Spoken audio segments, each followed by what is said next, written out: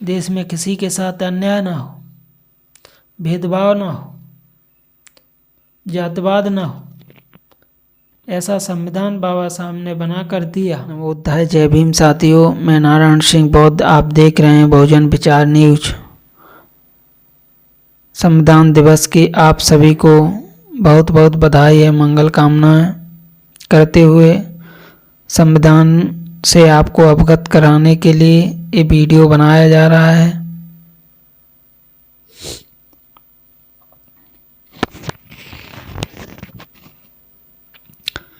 साथियों,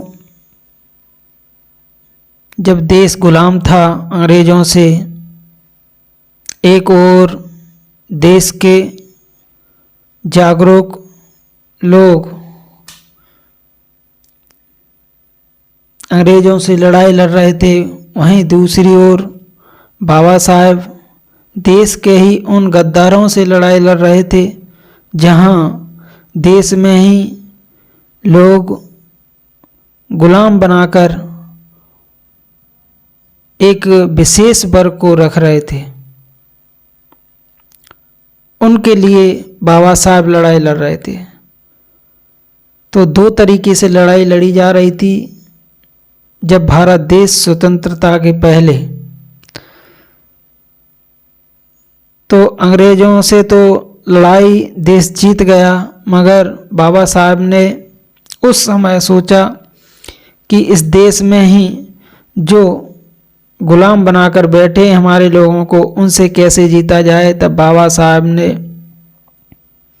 इस अपने लोगों को स्वतंत्र करने के लिए, स्वतंत्र रहने के लिए, समानता के अधिकार के लिए, बंधुता भाईचारा से जीने के लिए किस परिस्थिति में लड़ाई लड़कर भारत स्वतंत्र तो हो गया था, मगर हमारे लोगों को स्वतंत्रता नहीं मिली थी। 26 नवंबर 1949 को देश तो स्वतंत्र हो गया था, मगर हमारे लोगों को आज़ादी नहीं मिली थी। जो जिस स्थिति पे था वो उसी स्थिति पे था। ना धन धरती राजपाट में किसी का बराबरी का हिस्सेदार नहीं बनाया गया। जिसके पास जितना संपत्ति पैसा था उसके पास उतना ही था। संविधान सभा का निर्माण होता है, पहली सभा बुलाई जाती 9 दिसंबर 1946 को पहली सभा बुलाई जाती है। उसमें सभा में सच्चिदानंद सिन्हा को संविधान सभा का अध्यक्ष चुना जाता है। उस सभा में सबसे वरिष्ठ होने के नाते उन्हें भारतीय संविधान सभा का अध्यक्ष चुना जाता है। 11 दिसंबर 1949 को दूसरी बैठक होती है। उसमें संविधान सभा का स्थायी अध्यक्ष राजेंद्र प्रसाद जी को चुना जाता है। उसके बाद भारतीय संविधान सभा की मांग पर एक ड्राफ्टिंग कमेटी बनती है। ड्राफ्टिंग कमेटी में बाबा साहब सहित 7 लोग रहते हैं। बाबा साहब ड्राफ्टिंग कमेटी के चेयरपर्सन बनाए जाते हैं। अन्य 7 लोग भी रहते हैं, जिससे संविधान का निर्माण संभव हुआ। बाबा साहब ने कठिन परिश्रमों के करने के बाद हमारे लोगों के लिए उसमें हक अधिकार, समानता का अधिकार, बोलने का अधिकार, पानी पीने का अधिकार, अच्छे कपड़े पहनने का अधिकार, संपत्ति में अधिकार, धन धरती राजपाट पर अधिकार, राजनीति में अधिकार, सब बहुजन समाज को अधिकार देकर भारतीय संविधान का निर्माण किया।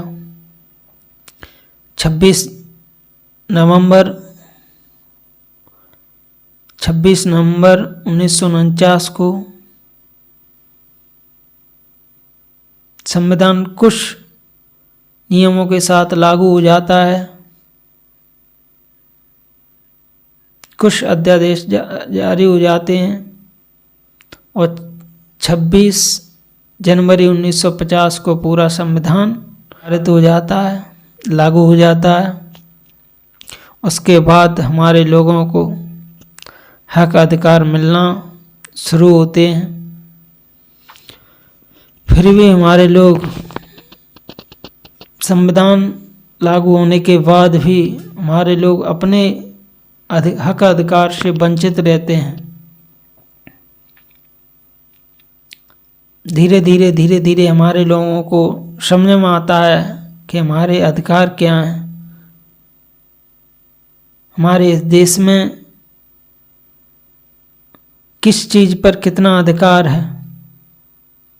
पढ़ते हैं, लिखते हैं तो 90 तक तो हमारे समझ से कोई अपने हक अधिकार पर ज़्यादातर या आरक्षण पर कोई लाभ नहीं ले पाया। 90 के बाद लोगों में जागृति आई, शिक्षित हुए, अपने हक अधिकार को समझे, तब उनको लेना लिया। वो भी हमारे संविधान पूरी तरीके से लागू नहीं हुआ, जिससे हमारे लोगों को अभी भी ये स्थिति है कि बराबर की स्थिति पे नहीं है।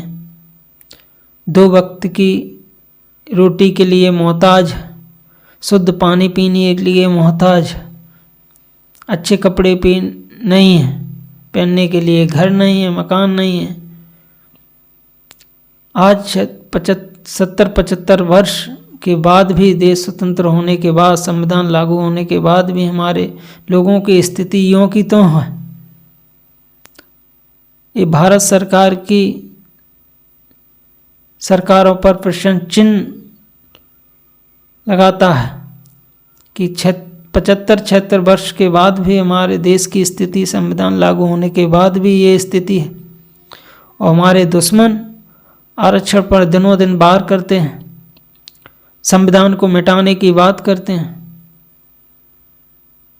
तो हमारे लोगों को सोचने पड़ेगा, समझने पड़ेगा, हमारे हक अधिकार कौन छीनना चाह रहा है। हमारे हक अधिकार छीनने से किन को फायदा होगा, या हमको जो हक अधिकार मिल रहे हैं वो उनसे किन को नुकसान है। तो मैं समझता हूँ नुकसान तो किसी को नहीं है, लेकिन आपत्ति इस बात से है कि जो लोग अपने हक अधिकार लेकर और अपने पैरों पर खड़े हो रहे हैं, अपने अच्छी जीविका जी रहे हैं, अच्छे कपड़े पहन रहे हैं, अच्छा बोल रहे हैं, खा रहे हैं, पी रहे हैं, इससे दिक्कत है। हमारे आरक्षण से दिक्कत नहीं है उन्हें। साथियों, समझने पड़ेगा, क्या हमें पूरे हक अधिकार मिले? अभी भी बाबा साहब ने हमें संविधान दिया, हमें सम्मान दिया, मान दिया, इसमें किसी के साथ अन्याय ना हो, भेदभाव ना हो, जातवाद ना हो। ऐसा संविधान बाबा साहब ने बना कर दिया कि हम घर बनाने बैठे थे, क्या बना बैठे, कहीं मंदिर बना बैठे, कहीं मस्जिद बना बैठे। परिंदों में फिरका फिरस्ती नहीं होती, कभी मंदिर पर जा बैठे, कभी मस्जिद पर जा बैठे। तो हमारा भारतीय संविधान सभी को एक मुट्ठी में बांधे हुए है। ऐसा है हमारे बाबा साहब डॉक्टर भीमराव अम्बेडकर का संविधान।